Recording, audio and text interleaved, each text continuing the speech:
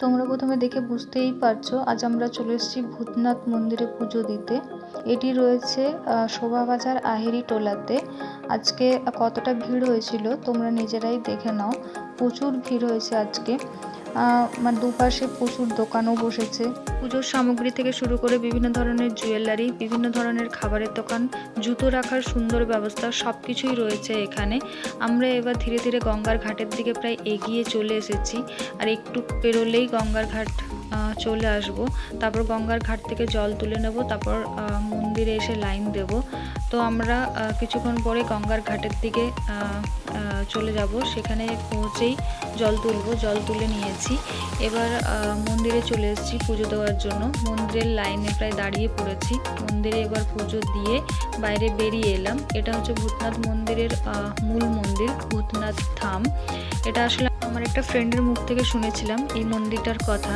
তারপরে আমরা ঠিক করি যে শিবরাত্রির দিনে আমরা এই মন্দিরে পুজো দিতে যাব। তারপর আমরা এই মন্দিরেই চলে এসেছি পুজো দিতে।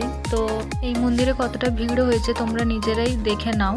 আমরা এবার এখান থেকে গঙ্গার ঘাটের দিকে যাব, সেখানে একটু বসবো, তারপর সেখানে খাওয়া দাওয়া করব, প্রসাদ খাবো। তো তার মাঝে আমরা ওই একটা ছোট্ট বোন এসে বলে, দিদি তিলক লাগাও মাথায়, তাই এটা আমরা লাগালাম। তারপর আমরা গঙ্গার ঘাটের দিকে এলাম। এই ঘাট থেকে আমরা জল তুলেছিলাম, তারপর গিয়ে মন্দিরে পুজো দিয়েছিলাম। তো এটা হচ্ছে সেই ঘাটটা।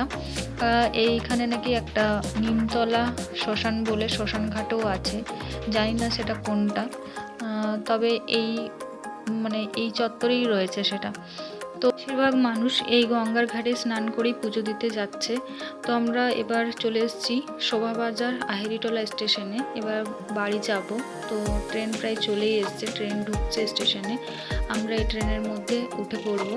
তারপর আমরা ক্যান্টনমেন্টের দিকে চলে যাব। সেখান থেকে আবার এয়ারপোর্টের বাস ধরে বা টোটো ধরে এয়ারপোর্ট। টাটা।